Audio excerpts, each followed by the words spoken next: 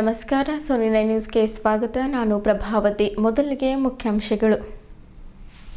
ಪ್ರತಿ ವರ್ಷದಂತೆ ಈ ವರ್ಷವೂ ಕೂಡ ಶ್ರೀ ಕ್ಷೇತ್ರ ಅನಂತಶಯನ ವೆಂಕಟೇಶ್ವರ ಮಂದಿರ ವೈಕುಂಠಪುರಿ ಓಡ್ವಾಡ್ ಬೀದರ್ನಲ್ಲಿ ಪೋಷ ಶುದ್ಧ ವೈಕುಂಠ ಏಕಾದಶಿ ನಿಮಿತ್ತ ದೇವಸ್ಥಾನದಲ್ಲಿ ವಿವಿಧ ರೀತಿಯ ಹೂವಿನ ಅಲಂಕಾರ, ಹರಿದು ಬಂದ ಜನಸಾಗರ. ಕರ್ನಾಟಕ ರಾಜ್ಯದ ಗ್ಯಾರಂಟಿ ಯೋಜನೆಗಳು ದೇಶಕ್ಕೆ ಮಾದರಿಯಾಗಿವೆ. ಸಚಿವ ಈಶ್ವರ್ ಬಿ ಖಂಡ್ರೆ. ಫೋನ್ ಕರೆಯಲ್ಲೇ ಮಂದಿರಕ್ಕೆ ₹50 ಲಕ್ಷ ಘೋಷಿಸಿದ ರಹೀಂ ಖಾನ್. ಬೊಮ್ಮಗೊಂಡೇಶ್ವರ ಮಂದಿರ ನಿರ್ಮಾಣದ ಸಂಕಲ್ಪ ಶ್ಲಾಘನೀಯ. ಎಚ್ಎಂ ರೇವಣ್ಣ. ಏಕಲ್ ಅಭಿಯಾನದ ಉತ್ತರ ಕರ್ನಾಟಕ ಬೀದರ್ ಅಂಚಲ್ ಸಮನ್ವಯ ಮಿಲನ. ಪ್ರತಿ ಗ್ರಾಮದಲ್ಲಿ ಏಕಲ್ ವಿದ್ಯಾಲಯ. ರಾಜ್ಕುಮಾರ್ ಅಳ್ಳೆ. ದಿವಂಗತ ಪಂಥರತ್ನ ಶಿರೋಮಣಿ ಸರ್ದಾರ್ ಜೋಗ ಸಿಂಗ್ರ 93ನೇ ಜನ್ಮದಿನಾಚರಣೆ. ಸಂಸದ ಸಾಗರ್ ಖಂಡ್ರೆ ಅವರ ಜನ್ಮದಿನದ ನಿಮಿತ್ತ ಬ್ರಿಮ್ಸ್ ಆಸ್ಪತ್ರೆಯಲ್ಲಿ 100 ಕಂಬಳಿಗಳ ವಿತರಣೆ. ಸುದ್ದಿಯ ವಿವರಗಳು. ಬೀದರ್ ನಗರದ ವೈಕುಂಠಪುರಿ ಓಡ್ವಾಡ್ದಲ್ಲಿರುವ ಶ್ರೀ ಕ್ಷೇತ್ರ ಅನಂತಶಯನ ವೆಂಕಟೇಶ್ವರ ಮಂದಿರದಲ್ಲಿ ವೈಕುಂಠ ಏಕಾದಶಿ ಪ್ರಯುಕ್ತ ಭವ್ಯ ಧಾರ್ಮಿಕ ಕಾರ್ಯಕ್ರಮಗಳನ್ನು ಹಮ್ಮಿಕೊಳ್ಳಲಾಗಿತ್ತು. ಮಂದಿರ ಸಮಿತಿಯ ಗೌರವಾಧ್ಯಕ್ಷ ಅಶೋಕ್ ರಿಜಂತಲ್ ಹಾಗೂ ಅಧ್ಯಕ್ಷ ದಿಗಂಬರ್ ಪೊಲ್ಲ ಇವರ ನೇತೃತ್ವದಲ್ಲಿ ಈ ಕಾರ್ಯಕ್ರಮಗಳು ಹಮ್ಮಿಕೊಳ್ಳಲಾಗಿತ್ತು. ಪ್ರತಿ ವರ್ಷದಂತೆ ಈ ವರ್ಷವೂ ಕೂಡ ಅದ್ಧೂರಿಯಾಗಿ ವೈಕುಂಠ ಏಕಾದಶಿ ಆಚರಿಸಲಾಯಿತು. ದೇವಸ್ಥಾನಕ್ಕೆ ವಿವಿಧ ರೀತಿಯ ಹೂಗಳಿಂದ ಅಲಂಕರಿಸಲಾಗಿತ್ತು. ಹಿಂದೂ ಸಂಸ್ಕೃತಿ ಹಾಗೂ ಸಂಪ್ರದಾಯದ ಪ್ರಕಾರ ವೈಕುಂಠ ಏಕಾದಶಿಗೆ ವಿಶೇಷ ಮಹತ್ವವಿದ್ದು, ಈ ದಿನ ಭಗವಂತನ ದರ್ಶನದಿಂದ ಸುಖ, ಶಾಂತಿ ಮತ್ತು ಇಷ್ಟಾರ್ಥ ಸಿದ್ಧಿಯಾಗಿರುತ್ತದೆ ಎಂಬ ನಂಬಿಕೆ ಇದೆ. ವೈಕುಂಠದ ಬಾಗಿಲು ತೆರೆದಿರುತ್ತದೆ ಎಂಬ ಪ್ರತೀತಿಯ ಹಿನ್ನೆಲೆಯಲ್ಲಿ ಸಹಸ್ರಾರು ಭಕ್ತರು ಬೀದರ್ ಜಿಲ್ಲೆ ಅಲ್ಲದೆ ನೆರೆಯ ತೆಲಂಗಾಣ, ಮಹಾರಾಷ್ಟ್ರದಿಂದ ಭಕ್ತರು ಆಗಮಿಸಿ ಸಾಲಾಗಿ ನಿಂತು ದೇವರ ದರ್ಶನ ಪಡೆದು ಪ್ರಸಾದ ಸ್ವೀಕರಿಸಿ ಪುನೀತರಾದರು. ವೆಂಕಟೇಶ್ ಬಿ ಗಾದ ಅವರು ಮಾತನಾಡುತ್ತಾ, ಹಿಂದೂ ಸಂಸ್ಕೃತಿ ಮತ್ತು ಸಂಪ್ರದಾಯದ ಪ್ರಕಾರ ಪ್ರತಿ ಏಕಾದಶಿಗಿಂತ ಈ ವೈಕುಂಠ ಏಕಾದಶಿ ಒಂದು ವಿಶಿಷ್ಟ ಮಹತ್ವವಾಗಿದೆ. ಅಂದು ಭಗವಂತನ ದರ್ಶನ ಮಾಡಿದ್ದರೆ ಸುಖ, ಸಂತೃಪ್ತಿ ಮತ್ತು ಶಾಂತಿ, ಸಮಾಧಾನ, ಇಷ್ಟಾರ್ಥಗಳು ಪ್ರಾಪ್ತಿಯಾಗುತ್ತದೆ ಎಂಬ ನಂಬಿಕೆ ಇದೆ. ಅದರಂತೆ ವೈಕುಂಠ ಏಕಾದಶಿಗೆ ವಿಶೇಷ ಸ್ಥಾನ ಕಲ್ಪಿಸಲಾಗಿದೆ. ವೈಕುಂಠ ಏಕಾದಶಿಯ ದಿನ ವೈಕುಂಠದ ಸ್ವರ್ಗದ ಅಥವಾ ವಿಷ್ಣು ಲೋಕದ ಬಾಗಿಲು ತೆರೆದಿರುತ್ತದೆ ಎಂದು ಪ್ರತೀತಿ ಇದೆ. ಅಂದು ಶ್ರೀ ವೆಂಕಟೇಶ್ವರ, ಶ್ರೀನಿವಾಸ ಹಾಗೂ ವಿಷ್ಣು ದೇವರ ದರ್ಶನ ಪಡೆದರೆ ಸ್ವರ್ಗ ಪ್ರಾಪ್ತಿಯಾಗುತ್ತದೆ ಎಂಬ ನಂಬಿಕೆ. ವೈಕುಂಠ ಏಕಾದಶಿ ಎಂದು ಉಪವಾಸವಿದ್ದು ದೇವಾಲಯಕ್ಕೆ ಭೇಟಿ ನೀಡಿ ದೇವರ ದರ್ಶನ ಪಡೆದರೆ ಸಂಚಿತ ಪಾಪಗಳು ನೀಗಿ ಮುಕ್ತಿ ದೊರೆಯುತ್ತದೆ. ಅರ್ಜುನನಿಗೆ ಶ್ರೀಕೃಷ್ಣನು ಭಗವದ್ಗೀತೆ ಬೋಧಿಸಿದ್ದು ಇದೇ ದಿನ. ಭವ್ಯ ಕಾರ್ಯಕ್ರಮಗಳು ಮುಂಜಾನೆ 5ರಿಂದ ರಾತ್ರಿ 10 ಗಂಟೆಯವರೆಗೆ ನಿರಂತರ ವಿಷ್ಣು ಸಹಸ್ರನಾಮ ಪಾರಾಯಣ. ಮುಂಜಾನೆ 5 ಗಂಟೆಗೆ ಸುಪ್ರಭಾತ, ಮಹಾಪೂಜೆ, ಹಲವು ಬಗೆಯ ಅಭಿಷೇಕಗಳು, ಹಲವು ಪ್ರಕಾರದ ಹೂಗಳಿಂದ ಸುಂದರದ ಅಲಂಕೃತ. ಬೆಳಗ್ಗೆ 11 ಗಂಟೆಗೆ ಪದ್ಮಾಕರ ಮಹಾರಾಜರವರಿಂದ ಚಕ್ರಿ ಭಜನೆ. ಮಧ್ಯಾಹ್ನ 1 ಗಂಟೆಗೆ ಶ್ರೀ ಮಾಣಿಪ್ರಭು ಭಜನೆ ಮಂಡಳಿ ವತಿಯಿಂದ ಭಜನೆ. ಸಾಯಂಕಾಲ 5 ಗಂಟೆಗೆ ಬೀದರ್ ಇಸ್ಕಾನ್ ಟೆಂಪಲ್ ವತಿಯಿಂದ ಪ್ರವಚನ ಹಾಗೂ ಭಜನೆ. ರಾತ್ರಿ 10 ಗಂಟೆಗೆ ಮಹಾಮಂಗಳಾರತಿ. ಸದ್ಭಕ್ತರೆಲ್ಲರೂ ಈ ವೈಶಿಷ್ಟ್ಯಪೂರ್ಣ ಪುಣ್ಯ ಪರ್ವದಂದು ಭಗವಂತನ ದರ್ಶನ ಪಡೆದು ಪುನೀತರಾದರು. ಈ ಸಂದರ್ಭದಲ್ಲಿ ಅಶೋಕ್ ರಿಜಂತಲ್, ದಿಗಂಬರ್ ಪೊಲ್ಲ, ವೆಂಕಟೇಶ್ ಬಿಗಾದ, ವಿಶ್ವನಾಥ್ ಯರ್ಮಲ್ಲಿ, ವೆಂಕಟೇಶ್ ಯರ್ಮಲ್ಲಿ, ಮನೋಹರ್ ದೀಕ್ಷಿತ್ ಸೇರಿದಂತೆ ಇತರರು ಉಪಸ್ಥಿತರಿದ್ದರು.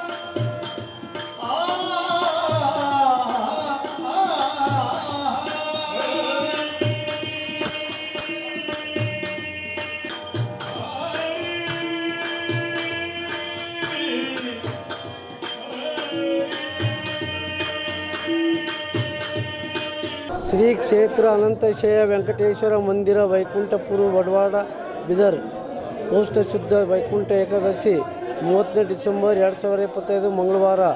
ವೈಕುಂಠ ಏಕಾದಶಿಯ ಮಹತ್ವ ಏನೆಂದರೆ ಸಂಸ್ಕೃತಿ ಮತ್ತು ಸಂಪ್ರದಾಯಕ ಪ್ರಕಾರ ಪ್ರತಿ ತಿಂಗಳು ವೈಕುಂಠ ಏಕಾದಶಿ ಜರುಗಲಾಗುತ್ತದೆ.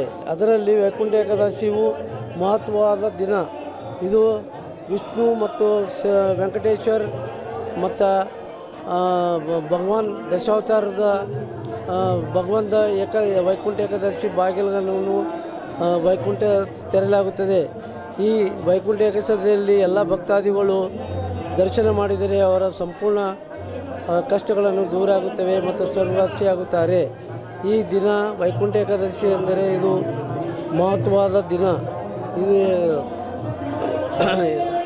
ಅನಂತಶಯ ಮಂದಿರದಲ್ಲಿ ವಿಜೃಂಭವಾಗಿ ಕಾರ್ಯಕ್ರಮಗಳು ಜರುಗಲಾಗುತ್ತದೆ. ಎಲ್ಲ ಭಕ್ತಾದಿಗಳು ಸಂಪೂರ್ಣ ಸಂಘಟನೆಗಳಾಗಿ ಅವರು ಮನಪೂರ್ವಕದಿಂದ ದರ್ಶನ ಮಾಡಿಕೊಂಡು ಹೋಗುತ್ತಾರೆ. ಇಷ್ಟು ಹೇಳಿ ಮುಗಿಸ್ತೀವಿ. ವೈಕುಂಠ ಏಕಾದಶಿ ಮಹತ್ವ ಹಿಂದೂ ಸಂಸ್ಕೃತಿ ಮತ್ತು ಸಂಪ್ರದಾಯದ ಪ್ರಕಾರ ಪ್ರತಿ ಏಕಾದಶಿಗಿಂತ ಈ ವೈಕುಂಠ ಏಕಾದಶಿ ಒಂದು ವಿಶಿಷ್ಟ ಮಹತ್ವವಾಗಿದೆ. ಅಂದು ಭಗವಂತನ ದರ್ಶನ ಮಾಡಿದರೆ ಸುಖ ಸಮೃದ್ಧಿ ಮತ್ತು ಶಾಂತಿ ಸಮಾಧಾನ ಇಷ್ಟ ಪದಾರ್ಥಗಳು ಪ್ರಾಪ್ತಿಯಾಗುತ್ತದೆ ಎಂಬ ನಂಬಿಕೆಯಿಂದ ಅದರಂತೆ ವೈಕುಂಠ ಏಕಾದಶಿಯ ವಿಶೇಷ ಸ್ಥಾನ ಕಲ್ಪಿಸಲಾಗಿದೆ. ವೈಕುಂಠ ಏಕಾದಶಿ ದಿನ ವೈಕುಂಠನ ಸ್ವರ್ಗದ ಅಥವಾ ವಿಷ್ಣು ಲೋಕದ ಬಾಗಿಲನ್ನು ತೆರೆದಿರುತ್ತದೆ ಎಂದು ಪದ್ಧತಿ ಇದೆ. ಅಂದು ಶ್ರೀ ವೆಂಕಟೇಶ್ವರ ಶ್ರೀನಿವಾಸ ಹಾಗೂ ವಿಷ್ಣು ದೇವರ ದರ್ಶನ ಪಡೆದು ಸ್ವರ್ಗ ಪ್ರಾಪ್ತಿಯನ್ನು ಆಗಬೇಕೆಂದು ನಂಬಿಕೆ. ವೈಕುಂಠ ಏಕಾದಶಿ ಉಪವಾಸ ಮಾಡಿ ದೇವಾಲಯಕ್ಕೆ ಭೇಟಿ ನೀಡಿ ದೇವರ ದರ್ಶನ ಪಡೆದರೆ ಸಚಿತ್ತ ಪಾಪಗಳು ನೀಗಿ ಮುಕ್ತಿ ದೊರೆಯುತ್ತದೆ. ಅರ್ಜುನನಿಗೆ ಶ್ರೀಕೃಷ್ಣ ಭಗವದ್ಗೀತೆ ಬೋಧಿಸಿದ ಇದೇ ದಿನ ವೈಕುಂಠದ ದರ್ಶನ ಮಾಡಿದರೆ ನಮ್ಗೆ ಅಂದ್ಕೊಂಡಿದ್ದ ಇಷ್ಟ ಪದಾರ್ಥಗಳು ಆಯ್ತದೆ. ಮನೆ ಮಾರು ಬಂಗಾರ ಬೆಳ್ಳಿ ಏನಂದ್ರೆ ಸಿಗುತ್ತದೆ. ಓಂ ನಮೋ ವೆಂಕಟೇಶಾಯ. ನನ್ನ ಕರ್ನಾಟಕ ರಾಜ್ಯದ ಗ್ಯಾರಂಟಿ ಯೋಜನೆಗಳು ದೇಶಕ್ಕೆ ಮಾದರಿಯಾಗಿವೆ ಎಂದು ಅರಣ್ಯ ಜೀವಿಶಾಸ್ತ್ರ ಮತ್ತು ಪರಿಸರ ಹಾಗೂ ಜಿಲ್ಲಾ ಉಸ್ತುವಾರಿ ಸಚಿವ ಈಶ್ವರ್ ಬಿ ಖಂಡ್ರೆ ಅವರು ತಿಳಿಸಿದರು. ಅವರು ನಗರದ ಪ್ರತಾಪ್ ನಗರದ ಗಾಳಿ ಲಕ್ಸುರಿ ಕನ್ವೆನ್ಷನ್ ಹಾಲ್ನಲ್ಲಿ ಜಿಲ್ಲಾಡಳಿತ ಹಾಗೂ ಜಿಲ್ಲಾ ಪಂಚಾಯತ್ ಇವರ ಸಂಯುಕ್ತಾಶ್ರಯದಲ್ಲಿ ಕರ್ನಾಟಕ ಸರ್ಕಾರ ಪಂಚ ಗ್ಯಾರಂಟಿಗಳ ಅನುಷ್ಠಾನದ ಕುರಿತು ಜಿಲ್ಲಾ ಮಟ್ಟದ ಗ್ಯಾರಂಟಿ ಕಾರ್ಯಾಗಾರ ಗ್ಯಾರಂಟಿ ಉತ್ಸವ ಕಾರ್ಯಕ್ರಮವನ್ನು ಉದ್ಘಾಟಿಸಿ ಮಾತನಾಡಿದರು. ರಾಜ್ಯ ಸರ್ಕಾರದ ಪಂಚ ಗ್ಯಾರಂಟಿ ಯೋಜನೆ ರಾಜ್ಯದ 4 ಕೋಟಿಗೂ ಹೆಚ್ಚು ಜನರು ಫಲಾನುಭವಿಗಳಾಗಿದ್ದಾರೆ. ಪ್ರತಿಪಕ್ಷಗಳು ಬಂಡವಾಳಶಾಹಿಗಳು ಗ್ಯಾರಂಟಿಗಳನ್ನು ವಿರೋಧಿಸುವವರು ಟೀಕಿಸುವವರು ಅದೇ ರೀತಿ ಇವಾಗ ದೇಶದ ಇತರೆ ರಾಜ್ಯಗಳಲ್ಲಿ ಗ್ಯಾರಂಟಿಗಳನ್ನು ಘೋಷಣೆ ಮಾಡುತ್ತಿದ್ದಾರೆ ಎಂದರು. ತಮ್ಮ ಸರ್ಕಾರ ನುಡಿದಂತೆ ನಡೆದಿದೆ. ಚುನಾವಣೆ ಪ್ರಣಾಳಿಕೆಯಲ್ಲಿ ತಿಳಿಸಿರುವ ಹಾಗೆ ಪಂಚ ಗ್ಯಾರಂಟಿಗಳನ್ನು ಯಶಸ್ವಿಯಾಗಿ ಜಾರಿಗೆ ತಂದಿದ್ದೇವೆ ಎಂದರು.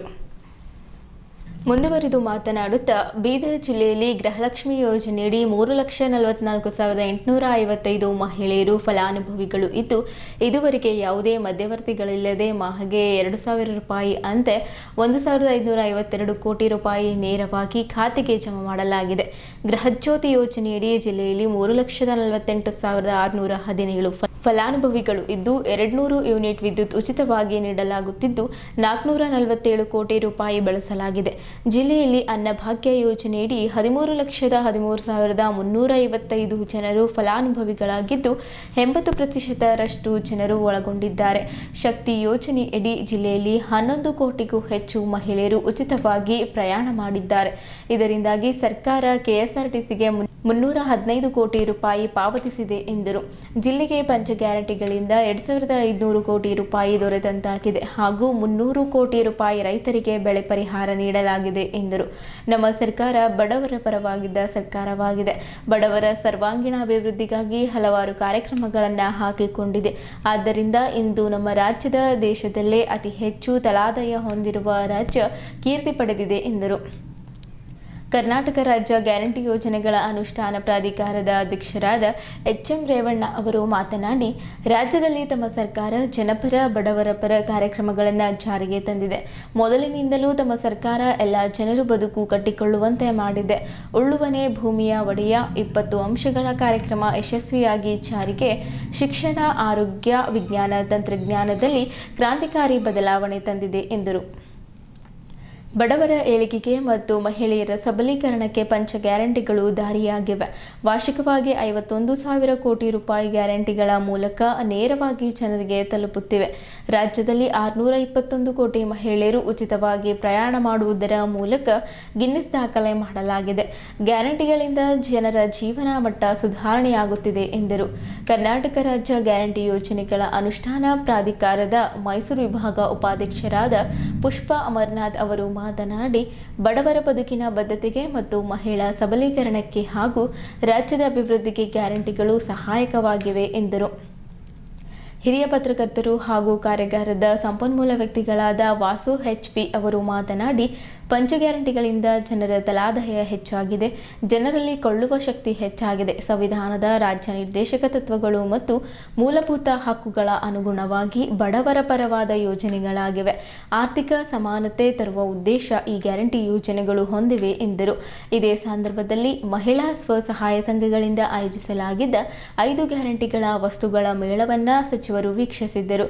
ವನ್ಯಜೀವಿಗಳಿಂದ ಹಾನಿಗೊಳಗಾಗಿದ್ದವರಿಗೆ ಸಚಿವ ಈಶ್ವರ್ ಖಂಡ್ರೆ ಅವರು ಪರಿಹಾರದ ಚೆಕ್ ಅನ್ನು ವಿತರಣೆ ಮಾಡಿದ್ದರು. ಈ ಕಾರ್ಯಕ್ರಮದಲ್ಲಿ ಕರ್ನಾಟಕ ರಾಜ್ಯ ಗ್ಯಾರಂಟಿ ಯೋಜನೆಗಳ ಅನುಷ್ಠಾನ ಪ್ರಾಧಿಕಾರದ ಕಲಬುರಗಿ ವಿಭಾಗ ಉಪಾಧ್ಯಕ್ಷರಾದ ಎಸ್.ಆರ್. ಮಹರೋಜ್ ಖಾನ್, ಕರ್ನಾಟಕ ರಾಜ್ಯ ಗ್ಯಾರಂಟಿ ಯೋಜನೆಗಳ ಅನುಷ್ಠಾನ ಪ್ರಾಧಿಕಾರದ ಬೆಂಗಳೂರು 1 ವಿಭಾಗ ಉಪಾಧ್ಯಕ್ಷರಾದ ಸೂರಜ್ ಹೆಗ್ಡೆ, ವಿಧಾನ ಪರಿಷತ್ ಸದಸ್ಯರಾದ ಭೀಮರಾವ್ ಬಿ ಪಾಟೀಲ್, ಅಚ್ಚುಕಟ್ಟು ಪ್ರದೇಶಾಭಿವೃದ್ಧಿ ಪ್ರಾಧಿಕಾರ ಹಾಗೂ ಕೃಷ್ಣ ಮೇಲ್ದಂಡೆ ಯೋಜನೆಯ ಅಧ್ಯಕ್ಷರಾದ ಬಾಬು ಹೊನ್ನನಾಯಕ್, ಬೀದರ್ ನಗರಾಭಿವೃದ್ಧಿ ಪ್ರಾಧಿಕಾರದ ಅಧ್ಯಕ್ಷ ಬಸವರಾಜ್ ಚಪ್ಶೆಟ್ಟಿ, ನಗರಸಭೆ ಅಧ್ಯಕ್ಷ ಮೊಹಮ್ಮದ್ ಗೌಸ್, ಜಿಲ್ಲಾ ಗ್ಯಾರಂಟಿ ಅನುಷ್ಠಾನ ಸಮಿತಿ ಅಧ್ಯಕ್ಷ ಅಮೃತರಾವ್ ಚಿಮ್ಕೋಡ್, ಜಿಲ್ಲಾಧಿಕಾರಿ ಶಿಲ್ಪಾ ಶರ್ಮಾ, ಜಿಲ್ಲಾ ಪಂಚಾಯತ್ ಮುಖ್ಯ ಕಾರ್ಯನಿರ್ವಹಣಾ ಅಧಿಕಾರಿ ಗಿರೀಶ್ ಬದೋಲೆ, ಅರಣ್ಯ ಇಲಾಖೆಯ ಉಪ ಸಂರಕ್ಷಣಾಧಿಕಾರಿ ಆಶೀಶ್ ರೆಡ್ಡಿ ಸೇರಿದಂತೆ ಇತರೆ ಅಧಿಕಾರಿಗಳು, ಜಿಲ್ಲಾ ಗ್ಯಾರಂಟಿ ಅನುಷ್ಠಾನ ಸಮಿತಿಯ ಉಪಾಧ್ಯಕ್ಷ, ತಾಲೂಕಾ ಅಧ್ಯಕ್ಷರು, ಸದಸ್ಯರು, ಪಂಚ ಗ್ಯಾರಂಟಿಗಳ ಫಲಾನುಭವಿಗಳು ಉಪಸ್ಥಿತರಿದ್ದರು.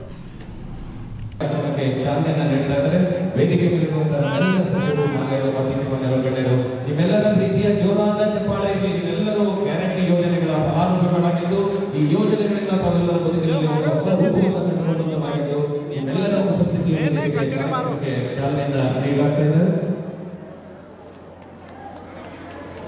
मैडम मुन बन्नी मैडम गाड़ी लेवजी कौन है उसको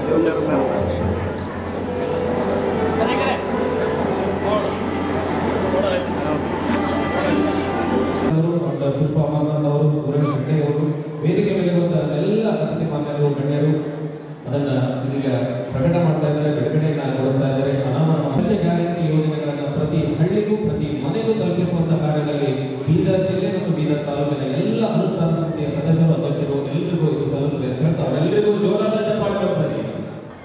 ತಲಾ ಆದಾಯದಲ್ಲಿ ನಂಬರ್ 1 ರಾಜ್ಯ ಯಾವುದಾದ್ರೂ ಇದ್ರೆ ಅದು ಕರ್ನಾಟಕ ರಾಜ್ಯ ಅಂತ ಜಗತ್ತಿಗೆ ಗೊತ್ತಾಗಿದೆ. ಈಗ ಗೊತ್ತಾ? ಅದು ಗ್ಯಾರಂಟಿ. ಈಗ ನಮ್ಮ ಗ್ಯಾರಂಟಿ ಯಾರು ವಿರೋಧ ಪಕ್ಷದವರು ಗ್ಯಾರಂಟಿ ಕೊಟ್ಟರೆ ದಿವಾಳಿ ಆಗ್ತದೆ ಅಂತ ಹೇಳಿದ್ರ ಚುನಾವಣೆಗಿಂತ ಪೂರ್ವದಲ್ಲಿ ಗ್ಯಾರಂಟಿ ಕೊಟ್ಟರೆ ದಿವಾಳಿ ಆಗ್ತದೆ ಅಂತ ಹೇಳಿದಂತ ಭಾರತೀಯ ಜನತಾ ಪಕ್ಷದವರು ಈಗ ಅವ್ರ ಸರ್ಕಾರ ಅಲಗಾಡ್ತಾ ಇತ್ತು. ಚುನಾವಣೆ ಬಂದಾಗ ಮಧ್ಯಪ್ರದೇಶದಲ್ಲಿ, ದೆಹಲಿಯಲ್ಲಿ, ಮಹಾರಾಷ್ಟ್ರದಲ್ಲಿ, ಈಗ ಮೊನ್ನೆ ಮತ್ತೆ ಬಿಹಾರದಲ್ಲಿ ನಾವು ಕೊಟ್ಟಂತ ಗ್ಯಾರಂಟಿ ಯಾವ ಗ್ಯಾರಂಟಿ ವಿರುದ್ಧ ಮಾತಾಡಿದವರು ದಿವಾಳಿ ಆಗ್ತದೆ ಅಂತ ಹೇಳಿದಂತವರು ಮಾನ್ಯ ಮೋದಿಜಿಯವರು ಹೇಳಿದ್ರು ಭಾಷಣದಲ್ಲಿ, ಗ್ಯಾರಂಟಿ ಕೊಟ್ರೆ ಘೋಷಣೆ ಮಾಡಿದ್ದಾರೆ, ಅನುಷ್ಠಾನ ಮಾಡಲಿಕ್ಕೆ ಆಗೋದಿಲ್ಲ, ಇವತ್ತು ಮಾಡಿದ್ರೆ ರಾಜ್ಯ ದಿವಾಳಿ ಆಗ್ತದೆ ಅಂತ ಹೇಳಿ ಎಲ್ಲ ಕಡೆ ಅವರೇ ಕುಡಿಯಕತ್ತಾರೆ. ಬೇಕಲ್ಲ ಅವರಿಗೆ ಯಶಸ್ವಿ ಆಗಿದೆ ಅಲ್ಲ. ಅದಕ್ಕೆ ನಮ್ಮ ಗ್ಯಾರಂಟಿ ಯಶಸ್ವಿ ಗ್ಯಾರಂಟಿ ಅಂತ ಬಹಳ ಹೆಮ್ಮೆ. ಯಾಕಂದ್ರೆ ಯಾಕೆ ಬಂಧುಗಳೇ, ಇವತ್ತು ಮಾಡೋ ಉದ್ದೇಶ ಏನದ ಅಂದ್ರೆ ನೀವು ತಿಳ್ಕೊಳ್ಳಿ, ಇವತ್ತಿಗೂ ಸಹಿತ ಕೆಲವೊಂದು ಪಟ್ಟಭದ್ರ ಹಿತಾಸಕ್ತಿಗಳು, ಬಂಡವಾಳಶಾಹಿಗಳು ಈ ಗ್ಯಾರಂಟಿ ಮುಚ್ಚಬೇಕು, ಈ ಗ್ಯಾರಂಟಿ ಸ್ಥಗಿತಗೊಳಿಸಬೇಕು, ಇದು ಬಿಟ್ಟಿ ಗ್ಯಾರಂಟಿ. ಹೀಗಾಗಿ ಇವತ್ತು ಈ ಗ್ಯಾರಂಟಿ ಬಂದ್ ಮಾಡಲಿಕ್ಕೆ ಷಡ್ಯಂತ್ರ ಮಾಡ್ತಾ ಇದ್ದಾರೆ. ಆದರೆ ನಾವು ಹೇಳಿದ್ದೇವೆ, ಸರ್ಕಾರದಲ್ಲಿ ನಮ್ಮ ಮುಖ್ಯಮಂತ್ರಿ ಉಪಮುಖ್ಯಮಂತ್ರಿ ಹೇಳಿದ್ದಾರೆ, ಮಾನ್ಯ ಖರ್ಗೆಜಿ ಅವರು, ರಾಹುಲ್ ಗಾಂಧಿ ಅವರು ಹೇಳಿದ್ದಾರೆ, ಯಾವುದೇ ಕಾರಣಕ್ಕೂ ಗ್ಯಾರಂಟಿ ನಿಲ್ಲೋದಿಲ್ಲ, ಗ್ಯಾರಂಟಿ ಮುಂದುವರಿತದೆ ಅಂತ ಹೇಳಿ ನಾವು ಹೇಳಿದ್ದೇವೆ. ಮಾನ್ಯ ಅಧ್ಯಕ್ಷರು ರೇವಣ್ಣ ಸಾಹೇಬರು ಹಗಲಿರುಳು ಪಕ್ಷದ ಒಂದು ಸಂಘಟನೆಯನ್ನ ಹೆಗಲಿಗೆ ಹೊತ್ಕೊಂಡು ಗ್ಯಾರಂಟಿ ಅನುಷ್ಠಾನದ ಅಧ್ಯಕ್ಷರಾಗಿ ಇವತ್ತು ಬೀದರ್ಗೆ ಬಂದು ಮೆಹರೋಜ್ ಖಾನ್ ಅವರ ಈ ಒಂದು ಉಪಾಧ್ಯಕ್ಷರ ಒಂದು ಕ್ಷೇತ್ರದಲ್ಲಿ ಸಾಕಷ್ಟು ಯಶಸ್ವಿಯಾಗಿ ಕಾರ್ಯಕ್ರಮವನ್ನ ಇವತ್ತು ನಡೆಸಿಕೊಡ್ತಾರೆ ಅವರ ಅಧ್ಯಕ್ಷತೆಯಲ್ಲಿ. ಹಾಗೆ ಎಲ್ಲ ಸೂರಜ್ ಹೆಗ್ಡೆ ಅವರು ನಮ್ಮ ಸಹೋದರರು ಬಂದಿದ್ದಾರೆ. ಎಲ್ಲ ವೇದಿಕೆ ಮೇಲೆ ಇರ್ತಕ್ಕಂಥ ಎಲ್ಲ ಅತಿಥಿಗಳು ಮತ್ತು ಮುಂಭಾಗದಲ್ಲಿರುವಂತಹ ಎಲ್ಲ ನನ್ನ ಸಹೋದರ ಸಹೋದರಿಯರು, ನಾನು ಮಾತನಾಡೋದಿಷ್ಟೇ, ಇಷ್ಟೊಂದು ಬದುಕಿನ ಭದ್ರತೆಯ ಗ್ಯಾರಂಟಿಯನ್ನು ಕೊಟ್ಟಂತಹ ಕಾಂಗ್ರೆಸ್ ಗ್ಯಾರಂಟಿ ಸರ್ಕಾರಕ್ಕೆ ನಿಮ್ಮ ಆಶೀರ್ವಾದ ಸದಾಕಾಲ ಇರಲಿ ಅಂತ ನಾನು ಆಶಿಸ್ತೀನಿ. 5 ಗ್ಯಾರಂಟಿಗಳನ್ನು ತಗೊಳ್ತಾ ಇರ್ತಕ್ಕಂಥವ್ರು ಯಾರಾದ್ರೂ ಇದ್ರೆ ದಯವಿಟ್ಟು ಕೈ ಎತ್ತಿ ನಾನು ನೋಡ್ಬೇಕು. ನಮ್ಮನೆಗೆ 5 ಪಂಚ ಗ್ಯಾರಂಟಿ ಸಿಗ್ತಾ ಇದೆ ಅನ್ನೋರು ಸಾಕಷ್ಟು ಮಂದಿ ನನಗೆ ಕಾಣಿಸ್ತಾ ಇದ್ದೀರಾ. ನನಗೆ ಗೊತ್ತಿರೋರಿಗೆ ನಿಮ್ಮ ಮನೆಗಳಿಗೆ ಕನಿಷ್ಠ 5,000ದಿಂದ 8,000ವರೆಗೂ ಕೂಡ ಇವತ್ತು ಸಂಬಳದ ರೀತಿಯಲ್ಲಿ ನಮ್ಮ ಸರ್ಕಾರ ನಿಮ್ಮ ಮನೆಗೆ ಉಚಿತವಾಗಿ ಗ್ಯಾರಂಟಿಗಳ ಮುಖಾಂತರ ಹಣವನ್ನ ವೆಚ್ಚ ಮಾಡ್ತಾ ಇದೆ. ಇಂಥ ಒಂದು ಸರ್ಕಾರಕ್ಕೆ ತಮ್ಮ ಆಶೀರ್ವಾದ ಸದಾಕಾಲ ಇರಲಿ. ಇವತ್ತು ಸಂಸದರಾಗಿರ್ತಕ್ಕಂತಹ ಯುವ ಮಿತ್ರ ಸಾಗರ್ ಖಂಡ್ರೆ ಅವರು ಕೂಡ ಈ ಭಾಗದ ಜನರ ಅಭಿವೃದ್ಧಿಯನ್ನ ಮಾಡ್ತಾ ಇದ್ದಾರೆ. ನಿಜಕ್ಕೂ ಕೂಡ ಬೀದರ್ ಜಿಲ್ಲೆ ಅಭಿವೃದ್ಧಿಯ ಪಥದತ್ತ ಸಾಗ್ತಾ ಇರೋದಕ್ಕೆ ಕಾರಣಕರ್ತರಾದಂತಹ ಅಧಿಕಾರರಾದಂತಹ ಈಶ್ವರ್ ಖಂಡ್ರೆ ಸಾಹೇಬರಿಗೆ ಇದೇ ತರ ತಾವು ಆಶೀರ್ವಾದವನ್ನ ಮಾಡಿ ಇನ್ನು ಮುಂದಿನ ಚುನಾವಣೆಗಳಲ್ಲಿ ಅವರು ಹೇಳಿದಾಗೇನೆ ಜಿಲ್ಲಾ ಪಂಚಾಯತ್, ತಾಲೂಕ್ ಪಂಚಾಯತ್, ಗ್ರಾಮ ಪಂಚಾಯತ್ ಇರ್ಬೋದು, ವಿಧಾನಸಭೆ ಇರ್ಬೋದು, ವಿಧಾನ ಪರಿಷತ್ ಇರ್ಬೋದು ಅಥವಾ ಸಂಸತ್ ಚುನಾವಣೆಗಳಲ್ಲಿ ತಾವು ಕಣ್ಣು ಮುಚ್ಚಿಕೊಂಡು ಯಾವ ಪಕ್ಷಕ್ಕೆ ಮತವನ್ನು ನೀಡಬೇಕಂತ ತಾವು ಈಗಾಗಲೇ ಇವತ್ತು ಪ್ರತಿಜ್ಞೆಯನ್ನು ಮಾಡಬೇಕು. ಯಾಕಂದ್ರೆ ನಿಮ್ಮ ಕಷ್ಟಕ್ಕೆ ಆಗಿರ್ತಕ್ಕಂತಹ ಕಾಂಗ್ರೆಸ್ ಪಕ್ಷದ ಅಭಯಹಸ್ತಕ್ಕೆ ನಮ್ಮ ಆಶೀರ್ವಾದ ಇರಲಿ ಅಂತ ನಾನು ಕೇಳ್ಕೊಳ್ತಾ ಕೈ ನಮ್ಮ ನಿಮ್ಮೆಲ್ಲರ ಹಿರಿಮೆ. ಕಳೆದ ಸಾರಿ ಏನು ಸಿದ್ದರಾಮಯ್ಯನವರು ಬಸವೇಶ್ವರರ ಜನ್ಮದಿನದಂದು ಅಧಿಕಾರ ವಹಿಸಿಕೊಳ್ಳುವಂಥ ಸಂದರ್ಭದಲ್ಲಿ ಜನಾದೇಶಕ್ಕೆ ಅವರು ಕೊಟ್ಟಂಥ ಕೊಡುಗೆ ಏನು, ಈ ಹಿಂದೆ ನಮ್ಮ ಜನ ಸಾಲ ಮಾಡಿದ್ರು, ಮನೆ ಕಟ್ಟೋ ಸಾಲ ಇರ್ಬೋದು, ಬೇರೆ ಬೇರೆ ಸಾಲಗಳನ್ನು ಮಾಡಿದ್ರು, ಆ ಸಾಲವನ್ನು ಮನ್ನಾ ಮಾಡುವ ಮೂಲಕ ಅನ್ನಭಾಗ್ಯವನ್ನು ಜಾರಿಗೆ ತಂದ ಕೀರ್ತಿ ಬಸವೇಶ್ವರ ಜಯಂತಿ ದಿವಸ ಮಾಡಿದ್ದು ಮಾನ್ಯ ಸಿದ್ದರಾಮಯ್ಯನವರು. ಕೊಟ್ಟ ಭರವಸೆಯನ್ನು 165 ಭರವಸೆಗಳನ್ನು ಜಾರಿ ತರುವ ಮೂಲಕ ಭಾಗ್ಯಗಳ ರಾಜ ಅಂತ ಹೇಳಿ ಹೆಸರು ಕೊಡೋದು. ಈ ರಾಜ್ಯದಲ್ಲಿ ಬೇಟಿ ಬಚಾವೋ ಬೇಟಿ ಪಡಾವೋ ಅಂತಾರೆ. ಆದರೆ ಮಹಿಳೆಯರ ಸಬಲೀಕರಣಕ್ಕಾಗಿ ಕೊಟ್ಟಂಥ ಕಾರ್ಯಕ್ರಮಗಳನ್ನು ಮಾನ್ಯ ಈಶ್ವರ್ ಖಂಡ್ರೆ ಅವರು ಹೇಳಿದ್ದಾರೆ. ಮತ್ತೆ ಅವ್ರು ಮಾತನಾಡಿದ್ರು, ಮಾತಾಡೋಕ್ಕೆ ಹೋಗಲ್ಲ. ಬರೀ ಬಾಯಲ್ಲಿ ಹೇಳೋದಲ್ಲ, ಘೋಷಣೆ ಕೂಗೋದಲ್ಲ, ರೋಟಿ ಕಪಡ ಮಕಾನ್ ಅಂತ ಹೇಳಿದ್ರು ಕೂಡ ಮಾಡಿದ್ದೇವೆ, ಜೈ ಜವಾನ್ ಜೈ ಕಿಸಾನ್ ಅಂತ ಹೇಳಿದ್ದಕ್ಕೂ ಮಾಡಿದ್ದೇವೆ. ಇವತ್ತು ನಾವು ಯಾವುದೇ ಹೇಳಿದ್ರು ಕೂಡ ಅದನ್ನು ಯಥಾವತ್ತ ಮಾಡುವಂಥ ಪರಿಸ್ಥಿತಿ. ನುಡಿದಂತೆ ನಡೆದ ಸರ್ಕಾರ ಯಾವುದನ್ನ ಇದ್ದರೆ ಅದು ಕಾಂಗ್ರೆಸ್ ಸರ್ಕಾರ, ಅದು ಕರ್ನಾಟಕದ ಸಿದ್ದರಾಮಯ್ಯನವರು ಮತ್ತು ಡಿ ಕೆ ಶಿವಕುಮಾರ್ ಅವರು ಮತ್ತು ಈಶ್ವರ್ ಖಂಡ್ರೆ ಅವರ ನೇತೃತ್ವದ ಸರ್ಕಾರ ಅಂತ ಹೇಳೋದಕ್ಕೆ ನನಗೆ ಭಾಳ ಸಂತೋಷವಾಗುತ್ತೆ. ಬಂಧುಗಳೇ, ಅದೇ ರೀತಿ ಇವತ್ತೇನು 2ನೇ ಬಾರಿ BJP ಅಧಿಕಾರದಲ್ಲಿದ್ದಂಥ ಸಂದರ್ಭದಲ್ಲಿ ಬೆಲೆ ಏರಿಕೆ ಆಕಾಶಕ್ಕೆ ಹೋಗಿತ್ತು. ಪೆಟ್ರೋಲ್ ಬೆಲೆ, ಡೀಸೆಲ್ ಬೆಲೆ ಮತ್ತು ಆಹಾರ ಧಾನ್ಯದ ಬೆಲೆ, ಯಾವುದು ಕೂಡ ಗ್ಯಾಸ್ ಸಿಲಿಂಡರ್ನ ಬೆಲೆ ಇವೆಲ್ಲ ಆಕಾಶಕ್ಕೆ ಹೋದಂಥ ಸಂದರ್ಭದಲ್ಲಿ ನಾವು 5 ಗ್ಯಾರಂಟಿಗಳ ಬಗ್ಗೆ ನಮ್ಮ ಕಾರ್ಯಕರ್ತರ ಮುಖೇನ ಮನೆ ಮನೆಗೆ ಹಂಚಿದ ಕೀರ್ತಿ ಆ ಕಾರ್ಯಕರ್ತರಿಗೆ ತಲುಪುತ್ತೆ. ಆ ಕಾರ್ಯಕರ್ತರಲ್ಲಿ ಅವತ್ತು ನಂಬಿಕೆ ಇತ್ತು. ನಿಜ, ನಾವು ಇವತ್ತು ಇದನ್ನು ಜನರಿಗೆ ತಲುಪಿಸುವಂಥ ಕೆಲಸವನ್ನು ಸಿದ್ದರಾಮಯ್ಯನವರು ಮತ್ತು ಡಿ ಕೆ ಶಿವಕುಮಾರ್ ಅವರ ಸರ್ಕಾರ ಬಂದರೆ ಮಾಡುತ್ತೆ ಅಂತಕ್ಕಂಥ ಭಾವನೆ ಏನಿತ್ತು ಅದನ್ನು ಯಥಾವತ್ತಾಗಿ ಮಾಡೋ ಕೀರ್ತಿ ನಮ್ಮ ಸರ್ಕಾರ ಮಾಡಿದೆ. ಜನ್ಮಸ್ಥಳ ಚಿದ್ರಿಯಲ್ಲಿಯೇ ಬೊಮ್ಮಗೊಂಡೇಶ್ವರರ ಭವ್ಯ ಮಂದಿರ ನಿರ್ಮಾಣವಾಗುತ್ತಿರುವುದು ಸಂತೋಷದ ವಿಷಯ.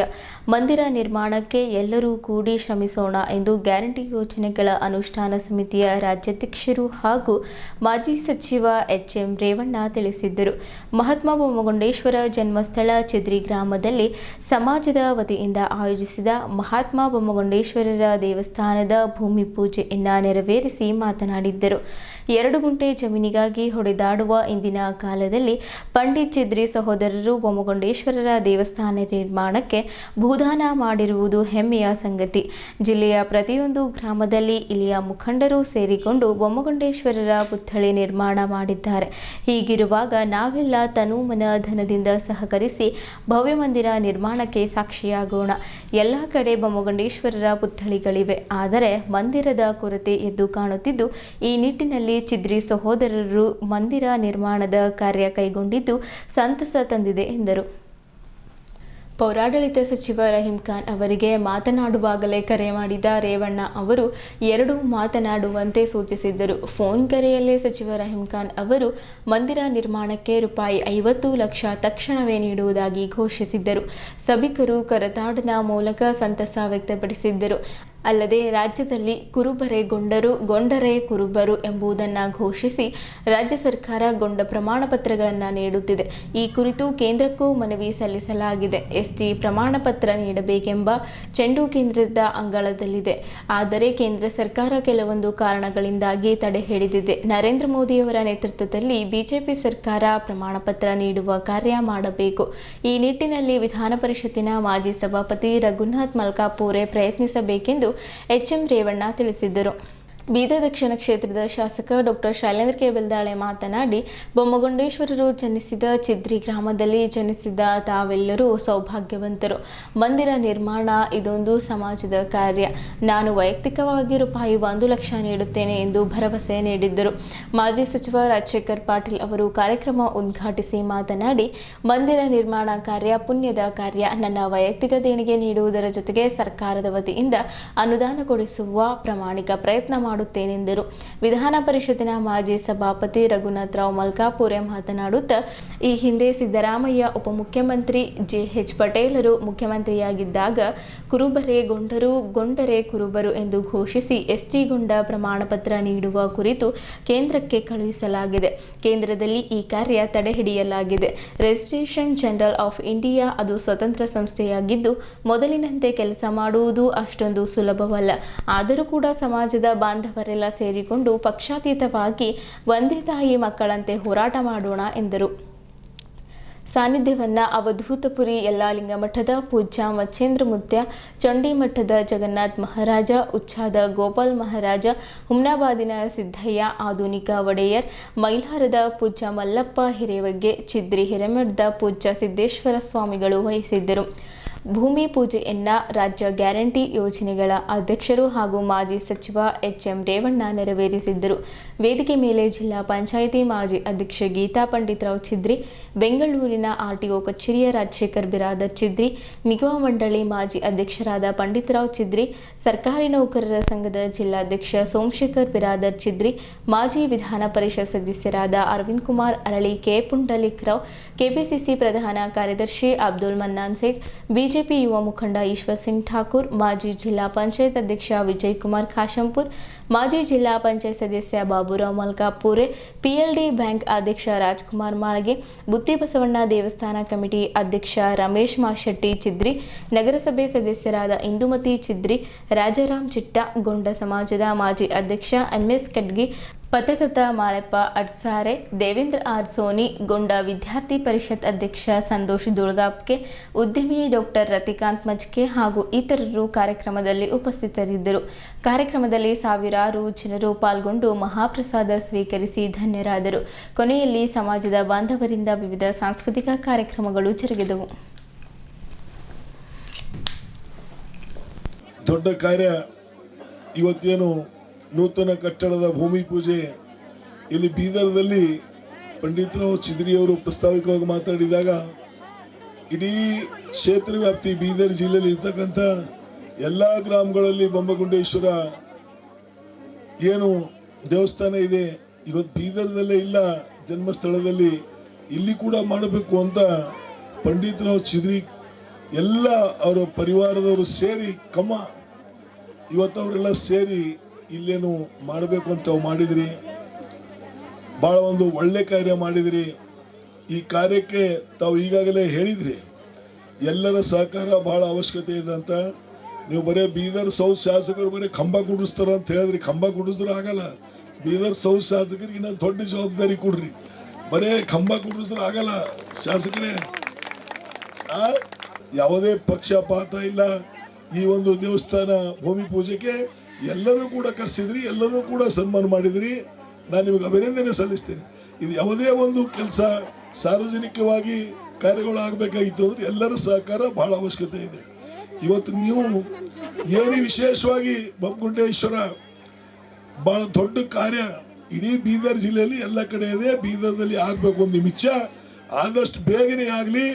ಇಲ್ಲಿ ಭಾಳ ವಿಶಾಲವಾದಂಥ ಒಂದು ದೊಡ್ಡ ದೇವಸ್ಥಾನ ತಾವೆಲ್ಲರೂ ಸೇರಿ ಮಾಡ್ತಕ್ಕಂಥ ನಾವೆಲ್ಲ ಪ್ರಯತ್ನ ಮಾಡೋಣ. ನಿಮಗೆ ಎಲ್ಲರಿಗೂ ಸಮಾಜಕ್ಕೆ ಎಷ್ಟೇ ಸಿಗುತ್ತೆ ಅದು ಕಾರಣ ಯಾರು? ಮಹಾತ್ಮ ಬೊಮ್ಮಗುಂಡೇಶ್ವರರು. ಮಹಾತ್ಮ ಬೊಮ್ಮಗುಂಡೇಶ್ವರವರೇ ಈ ಜಿಲ್ಲೆಯಲ್ಲಿರುವಂಥ ಎಲ್ಲ ಕುರುಬರು ಗೊಂಡ್ರೆ ಕುರುಬರೇ ಗೊಂಡ್ರೆ ಅನ್ನೋದಕ್ಕೆ ಸೈದ್ಧಾಂತಿಕ ನೆಲೆಯನ್ನಿಗತ್ತೆ ಮಹಾತ್ಮ ಬೊಮ್ಮಗುಂಡೇಶ್ವರರು.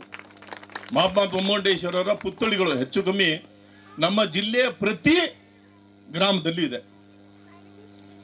ಈ ಗ್ರಾಮದಲ್ಲಿ ಬೊಮ್ಮಗುಂಡೇಶ್ವರ ಮೂರ್ತಿ ಇಲ್ಲ ಅನ್ನೋದಿಲ್ಲ. ಮಾನ್ಯ ರೇವಣ್ಣ ಸಾಹೇಬ್ರೆ ತಮ್ಮ ಆಶೀರ್ವಾದದಿಂದ ನಮ್ಮ ಜಿಲ್ಲೆಯ ಎಲ್ಲ ನಮ್ಮ ಸಮಾಜದ ಮುಖಂಡರ ನಿರಂತರವಾದ ಹಲವಾರು ವರ್ಷಗಳ ಪರಿಶ್ರಮದಿಂದ ಎಲ್ಲ ಊರುಗಳಲ್ಲಿ ಮಹಾತ್ಮ ಬೊಮ್ಮಗುಂಡೇಶ್ವರದ ಮೂರ್ತಿ ಅನಾವರಣ ಆಗಿದ್ದಾವೆ. ಬೀದರ್ನಲ್ಲಿ ಕೂಡ ಅನಾವರಣ ಆಗಿದೆ.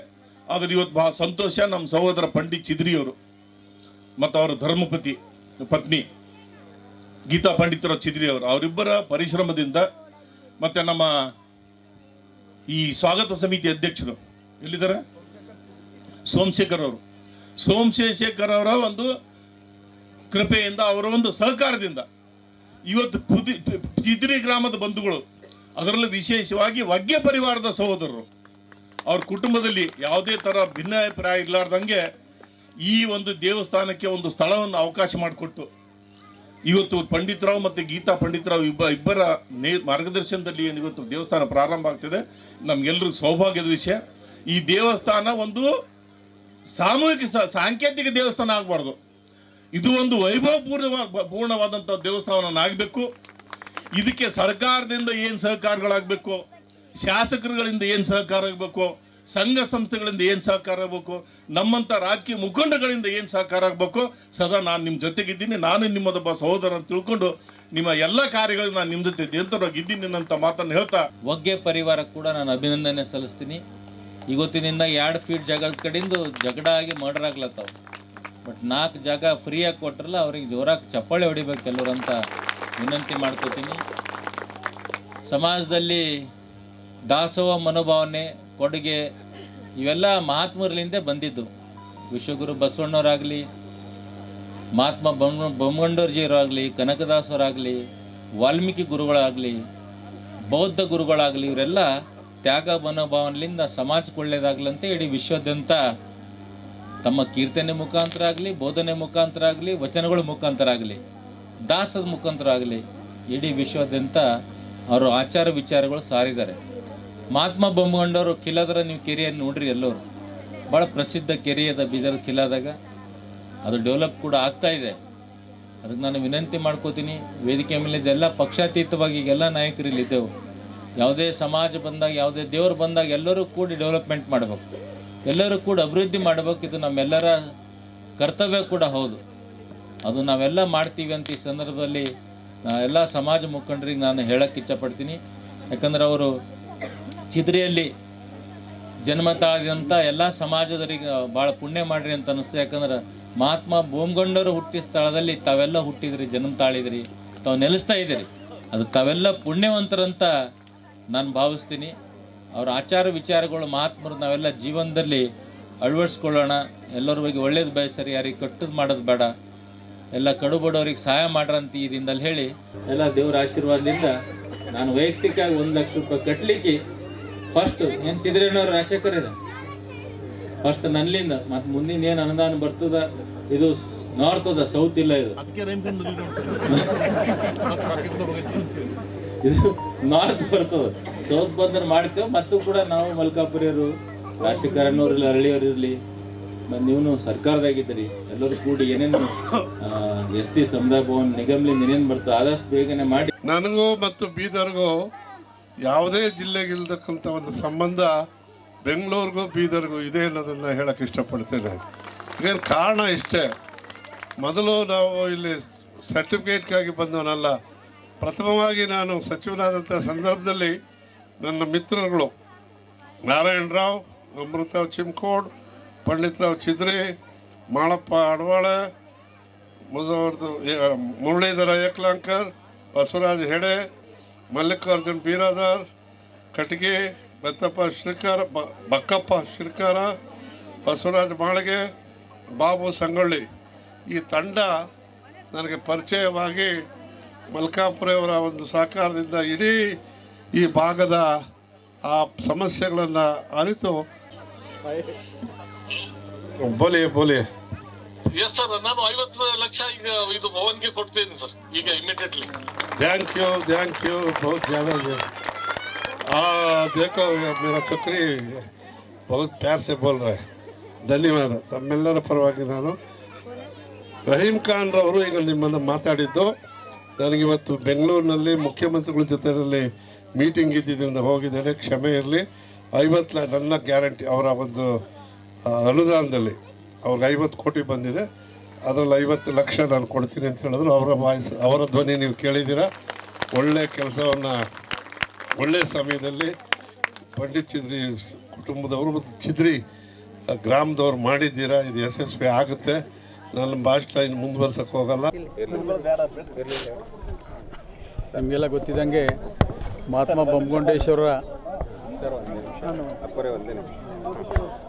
ಬೊಮ್ಮಗೊಂಡೇಶ್ವರವರ ಜನ್ಮಭೂಮಿ ಚಿದ್ರಿ ಇದ್ದು ಸುಮಾರು ಬೀದರ್ ಜಿಲ್ಲೆಯಲ್ಲಿ 630 ಹಳ್ಳಿಗಳು ಉಳಿದು ಎಲ್ಲ ಹಳ್ಳಿಯಲ್ಲಿ ಬೊಮ್ಮಗೊಂಡೇಶ್ವರ ಮೂರ್ತಿಗಳು, ದೇವಸ್ಥಾನಗಳು ಇವೆ. ಆದರೆ ಇಲ್ಲಿ ಚಿದ್ರಿದಾಗೆ ಅವ್ರದ್ದು ಸ್ಮಾರಕ ಮಾಡಬೇಕು, ಜನ್ಮಭೂಮಿ ಇದೆ, ಇಲ್ಲಿ ಏನೂ ಇಲ್ಲ ಅಂಥೇಳಿ ಈಗ ಒಂದು ಸ್ಮಾರಕ ಮಾಡಬೇಕು, ಒಂದು ದೇವಸ್ಥಾನ ಕಟ್ಟಬೇಕು, ಒಂದು ಕಲ್ಚರಲ್ ಭವನ್ ಕಟ್ಟಬೇಕು ಅಂತಕ್ಕಂಥ ಉದ್ದೇಶ ಇಟ್ಕೊಂಡು ಇವತ್ತು ನಾವು ಭೂಮಿ ಪೂಜೆಯನ್ನು ಸನ್ಮಾನ್ಯ ಶ್ರೀ HM ರೇವಣ್ಣ ಅವರು ಬಂದು ಇವತ್ತು ಅವರು ಭೂಮಿ ಪೂಜೆ ಮಾಡಿದ್ದಾರೆ. ಮತ್ತು ರಹೀಂ ಖಾನ್ ಅವರು ಇವತ್ತು ಅಧ್ಯಕ್ಷತೆ ವಹಿಸಿದರು. ಏನೋ CM ಅವರು ಒಂದು ಅರ್ಜೆಂಟ್ ಮೀಟಿಂಗ್ ಕರೆದೋಸ್ಕರ ಇವತ್ತು CM ಅವ್ರ ಬಳಿ ಅವರು ಹೋಗಿದ್ದಾರೆ. ಆದರೂ ಕೂಡ ಅವರು ಫೋನ್ ಮಾಡಿ ನನ್ನ ಬಜೆಟ್ದಲ್ಲಿ 50 ಲಕ್ಷ ರೂಪಾಯಿ ಈ ದೇವಸ್ಥಾನಕ್ಕೆ ಈ ಭವನ ಕಟ್ಲಕ್ಕೆ ಕೊಡ್ತೀನಿ ಅಂತ ಈಗಾಗಲೇ ತಮ್ಮೆಲ್ಲರ ಎದುರು ಹೇಳಿದ್ದಾರೆ. ಈ ರೀತಿ ಎಲ್ಲರೂ ಸಹಕಾರ ತಗೊಂಡು ಇಡೀ ಬೀದರ್ ಜಿಲ್ಲೆಯನ್ನೇ ತಿರುಗಿ ನೋಡಂಗೆ, ಯಾಕಂದರೆ ಇದು ಒಂದು ಹೆಡ್ ಕ್ವಾರ್ಟರ್ ಇದೆ, ಇದೊಂದು ತಾಯಿ ಬೇರ್ ಇದ್ದಂಗೆ ಇದೆ. ಹಾಗಾಗಿ ಇದನ್ನು ಒಂದು ಭಾಳ ದೊಡ್ಡ ಮಟ್ಟದ ಕಟ್ಟಿ ಇಲ್ಲಿ ಬೊಮ್ಮಗೊಂಡೇಶ್ವರದ ಎಲ್ಲ ಅವ್ರದ್ದು ಸಾಹಿತ್ಯವನ್ನು ಸಿಗಂಗೆ ಮಾಡಿ ಇಡೀ ಬೀದರ್ ಜಿಲ್ಲೆಗೆ ಒಂದು ಮಾಡೆಲ್ ಆಗಿ ಒಂದು ದೇವಸ್ಥಾನ ಮಾಡಬೇಕಂತ ಉದ್ದೇಶ ಇಟ್ಕೊಂಡಿದ್ದೀವಿ. ಹಾಗಾಗಿ ಇದಕ್ಕೆ ಇವತ್ತು ಪಾಪ ನಮ್ಮ ಶೈಲೇಂದ್ರ ಬೆಲ್ದಾಳೆ ಅವರು ಕೂಡ ಹೇಳಿದ್ರು, ಇದಕ್ಕೆ ಕರೆಂಟ್ ವ್ಯವಸ್ಥೆ ನಾನು ಮಾಡಿಕೊಡ್ತೀನಿ ದೇವಸ್ಥಾನ ಅಂತ. ಮತ್ತು ಉಳಿದು ರಾಜಶೇಖರ್ ಪಾಟೀಲ್ರು ಅವರು ಹೇಳಿದ್ರು, ಅವ್ರು ಇಬ್ಬರು MLCಗಳಿಗೆ ಹೇಳಿ ಅವರು ಸಹಾಯ ಮಾಡ್ತೀವಿ ಅಂತ. ಅದು ನಾವು ಯಾರಿಗೂ ಕೇಳಿಲ್ಲ, ಆದರೆ ಅವರಾಗೆ ಎಲ್ಲರೂ ಕೇಳಿ ಇದು ನಾವು ಸಹಾಯ ಮಾಡಬೇಕಂತಕ್ಕಂಥ ಭಾವನೆ ಆ ಬೊಮ್ಮಗೊಂಡನೇ ಪ್ರೇರಣೆ ಆಗಿದೆ ಅಂತಕ್ಕಂಥ ಉದ್ದೇಶನ ಇವತ್ತು ನಿಮ್ಮೆಲ್ಲರೂ ನೋಡಿದ್ರಿ. ಇವತ್ತು ಸಾವಿರಾರು ಜನ ಬಂದು ಇವತ್ತು ಭಕ್ತರೆಲ್ಲ ಇವತ್ತು ಪೂಜೆ ಮಾಡಿದ್ದೀವಿ. ಇನ್ನು ಮುಂದೆ ಈ ಭಕ್ತರ ಆಶೀರ್ವಾದದಿಂದ ದೊಡ್ಡ ಮಟ್ಟಕ್ಕೆ ದೇವಸ್ಥಾನ ಕಟ್ತೀವಿ ಅಂತಕ್ಕಂಥ ಮಾತನ್ನು ನಾನು ನಿಮ್ಮ ಮುಖಾಂತರ ನಾಡಿನ ಜನರಿಗೆ ಕೊಡೋಕ್ಕೆ ಬಯಸ್ತೇನೆ.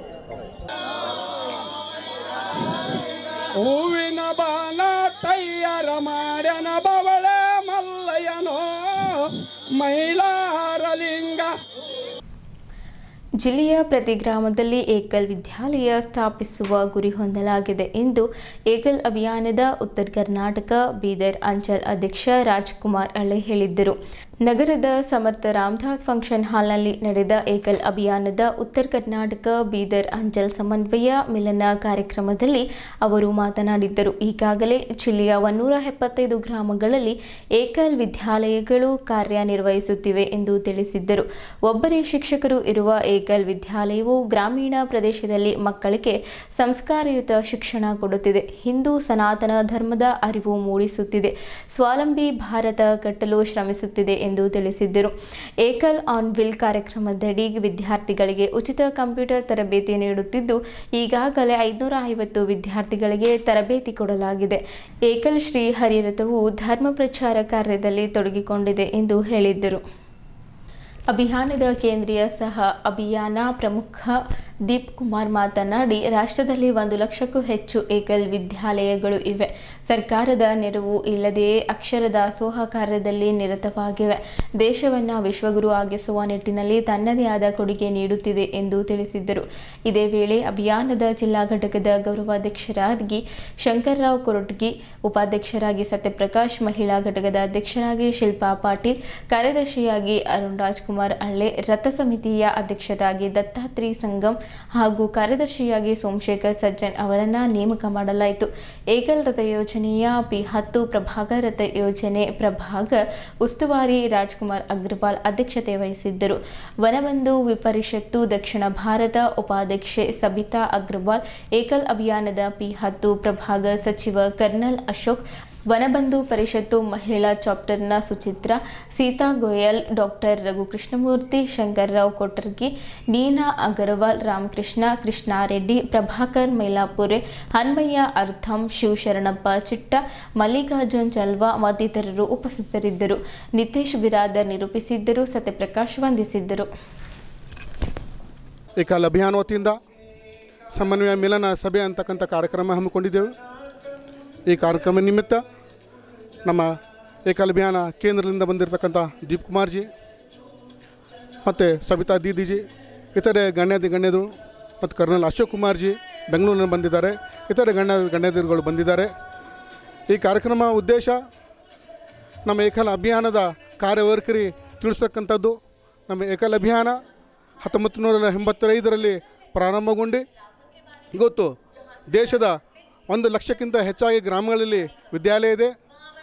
1 ಗ್ರಾಮ 1 ಆಚಾರ್ಯ ಮುಖಾಂತರ 30 ವಿದ್ಯಾರ್ಥಿಗಳಿಗೆ ನಿರಂತರವಾಗಿ ಅನೌಪಚಾರಿಕ ವಿದ್ಯಾ ಅಕ್ಷರ ಜ್ಞಾನ ಕೊಡೋದಲ್ಲದೆ ಅವರಿಗೆ ಸಂಸ್ಕಾರ ಜ್ಞಾನ, ಆರೋಗ್ಯ ಜ್ಞಾನ, ಸ್ವಾವಲಂಬಿ ಭಾರತ, ಸ್ವಾವಲಂಬನೆ ಆಗ್ತಕ್ಕಂಥ ಹೇಳ್ಕೊಡೋದು, ಗೋ ಆಧಾರಿತ ಕೃಷಿ ಮಾಡ್ತಕ್ಕಂಥದ್ದು, ಮಕ್ಕಳಿಗೆ ಹಿಂದುತ್ವ ಸಂಸ್ಕಾರ, ಸನಾತನ ಸಂಸ್ಕಾರ, ರಾಷ್ಟ್ರಭಕ್ತಿ, ಧರ್ಮಭಕ್ತಿ, ಅವ್ರಿಗೆ ಯೋಗ ಮುಖಾಂತರ, ಖೇಲ್ಕೂದ್ ಮುಖಾಂತರ ಅವರಿಗೆ ಒಂದು ಆರೋಗ್ಯವಂತ ಪ್ರಜೆ ಮಾಡ್ತಕ್ಕಂಥ ಹಲವಾರು ಉದ್ದೇಶಗಳಿಂದ ಈ ಏಕಲ್ ಅಭಿಯಾನ ಪ್ರಾರಂಭಗೊಂಡಿದೆ. ಈ ಕಾರ್ಯಕ್ರಮದ ಉದ್ದೇಶ ಎಲ್ಲ ಗ್ರಾಮದಿಂದ ಬಂದಂಥ 175 ಆಚಾರ್ಯರು, ಗ್ರಾಮ ಸಮಿತಿ, ಸಂಚ ಸಮಿತಿಯ ಎಲ್ಲ ಪದಾಧಿಕಾರಿಗಳು ಕೂಡ ಬಂದಿದ್ದಾರೆ. ನೆರೆಹೊರೆಯ ಗ್ರಾಮದ ಸಂಪರ್ಕಿತ ವ್ಯಕ್ತಿಗಳು ಕೂಡ ಬಂದಿದ್ದಾರೆ. ಇವರಿಗೆ ಸಂಪೂರ್ಣ ಏಕಲ್ದ ಪರಿಚಯ ಕೊಡಬೇಕು. ಅವರಿಗೆಲ್ಲರಿಗೆ ರಾಷ್ಟ್ರ ಸೇವೆಯಲ್ಲಿ ಸೇರಿಸ್ಕೊಳ್ಬೇಕು, ಧರ್ಮ ಕಾರ್ಯದಲ್ಲಿ ತೊಡ್ಕೋಬೇಕು ಅಂತ ಉದ್ದೇಶದಿಂದ ಅವರಿಗೆ ಒಂದು ಇನ್ಸ್ಪೈರ್ ಆಗಂಗೆ, ಒಂದು ಪ್ರೋತ್ಸಾಹ ಬರೋಕ್ಕೆ ನಮ್ಮ ಗಣ್ಯರು ಬಂದಿದ್ದಾರೆ. ಇಲ್ಲಿ ಅವರು ವಿಚಾರವನ್ನು ವ್ಯಕ್ತ ಮಾಡ್ತಾರೆ. ಇದು ಬರೀ ಒಂದು ಕಾರ್ಯಕ್ರಮವಲ್ಲ, ಇದು ಒಂದು ಆಂದೋಲನ, ಇದೊಂದು ಚಳುವಳಿ, ಇದೊಂದು ಯಜ್ಞೆ. ಭಾರತ ಹಿಂದೂ ರಾಷ್ಟ್ರ ಮಾಡೋಕ್ಕೋಸ್ಕರ, ಸಶಕ್ತ ಶಕ್ತಿಶಾಲಿ ಮಾಡೋಕ್ಕೋಸ್ಕರ, ಭಾರತದ ವಿಶ್ವದ ಗುರು ಆಗೋಕ್ಕೆ ಪ್ರೇರಣೆ ಕೊಡ್ತಕ್ಕಂಥ ಒಂದು ಕಾರ್ಯವನ್ನು ನಾವು ಹಮ್ಮಿಕೊಂಡಿದ್ದೇವೆ. ಧನ್ಯವಾದ. ಬೀದರ್ ಸಂಸದರಾದ ಸಾಗರ್ ಖಂಡ್ರೆ ಅವರ ಜನ್ಮದಿನದ ಅಂಗವಾಗಿ ಬ್ರಿಮ್ಸ್ ಆಸ್ಪತ್ರೆಯಲ್ಲಿ 100 ಕಂಬಳಿಗಳನ್ನು ರೋಗಿಗಳು ಹಾಗೂ ಅವರ ಕುಟುಂಬದ ಸದಸ್ಯರಿಗೆ ವಿತರಿಸಲಾಯಿತು. ಈ ಮಾನವೀಯ ಸೇವೆ ಕಾರ್ಯವನ್ನು BSNL ಸಲಹಾ ಸಮಿತಿಯ ಸದಸ್ಯರಾಗಿರುವ ಮಸೂದ್ ಪಟೇಲ್ ಹಾಗೂ ಅವರ ಸಹೋದರರಾದ ಬಸಿತ್ ಪಟೇಲ್ ಹಸನ್ ಅವರ ನೇತೃತ್ವದಲ್ಲಿ ಹಮ್ಮಿಕೊಳ್ಳಲಾಗಿದ್ದು, ಚಳಿಗಾಲದ ಸಂದರ್ಭದಲ್ಲಿ ಅಗತ್ಯವಿರುವವರಿಗೆ ನೆರವು ಒದಗಿಸುವುದು ಇದರ ಉದ್ದೇಶವಾಗಿತ್ತು. ಕಾರ್ಯಕ್ರಮದ ಸಂದರ್ಭದಲ್ಲಿ ಮಾತನಾಡಿದ ಮಸೂದ್ ಪಟೇಲ್ ಅವರು, ಸಾರ್ವಜನಿಕ ಪ್ರತಿನಿಧಿಗಳ ಜನ್ಮದಿನವನ್ನು ಸಮಾಜ ಸೇವೆಯ ಮೂಲಕ ಆಚರಿಸುವುದು ಶ್ಲಾಘನೀಯ ಕ್ರಮವಾಗಿದ್ದು, ಇಂತಹ ಕಾರ್ಯಗಳು ಮಾನವೀಯ ಮೌಲ್ಯಗಳನ್ನು ಬಲಪಡಿಸುತ್ತವೆ ಎಂದು ಹೇಳಿದ್ದರು. ಈ ಕಾರ್ಯಕ್ರಮಕ್ಕೆ ಆಸ್ಪತ್ರೆಯ ಆಡಳಿತ ಮಂಡಳಿ, ಸಿಬ್ಬಂದಿ ಹಾಗೂ ಇತರ ಗಣ್ಯರು ಉಪಸ್ಥಿತರಿದ್ದರು. ಕಂಬಳಿ ವಿತರಣೆಯಿಂದ ಪ್ರಯೋಜನ ಪಡೆದವರು ಸಂತಸ ವ್ಯಕ್ತಪಡಿಸಿದ್ದರು.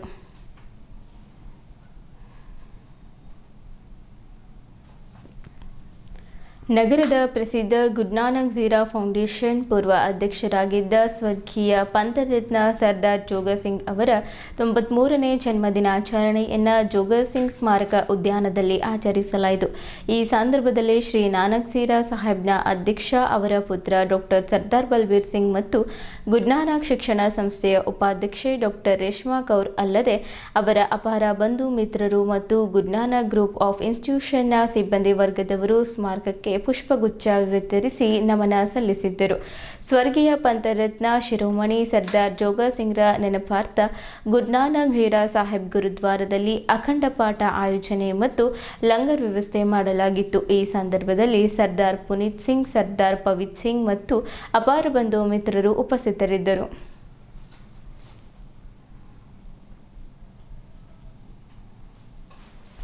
ಇಲ್ಲಿಯವರೆಗೂ ಸುದ್ದಿ ಕೊಟ್ಟಿದ್ದು ನಾನು ಪ್ರಭಾವತಿ. ಮುಂದಿನ ಸುದ್ದಿಯೊಂದಿಗೆ ಮತ್ತೆ ಭೇಟಿಯಾಗೋಣ. ವಂದನೆಗಳು.